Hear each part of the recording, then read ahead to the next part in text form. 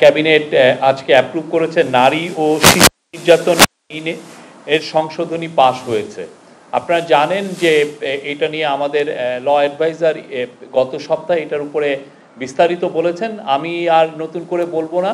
তবে যেটা আজকে অ্যাড করার মতো যে ইন দ্য মিন টাইম আমরা এই যে গত কয়েকদিন আগে যখন ল অ্যাডভাইজার আপনাদেরকে ব্রিফ করলেন, এই ঈদে জামা জুতো অ্যাকসেসরিজের ডিসকাউন্ট,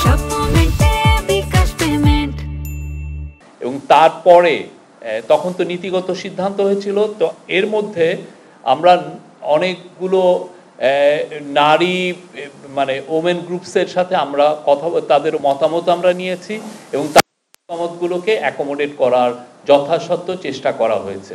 তো তার আলোকে আজকে প্রায় ঘন্টাখানেক এই লটা নিয়ে ডিবেট হয়েছে, হওয়ার পরে এটা পাস হয়েছে।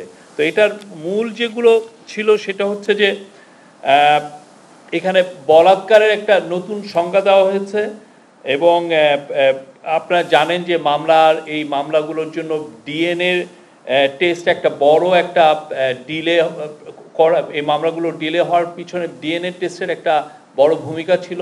তো সেই জায়গাগুলো কিভাবে অ্যাড্রেস করা যায় সেইগুলো মেজার নেওয়া হয়েছে এবং অ্যাট দ্য সেম টাইম আপনারা জানেন যে আমরা নতুন 2টা ডিএনএ ল্যাবও আমরা করতে যাচ্ছি। আর আরেকটা বিষয় হচ্ছে যে বিয়ের প্রলোভন দেখিয়ে যে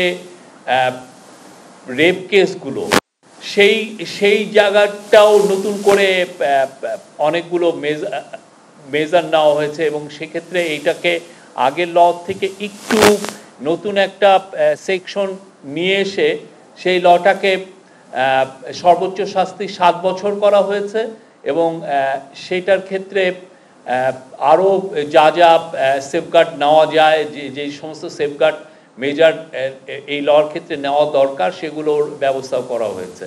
তো আমি মানে ক্যাবিনেট অবশেষে এটা আজকে পাশ করেছেন।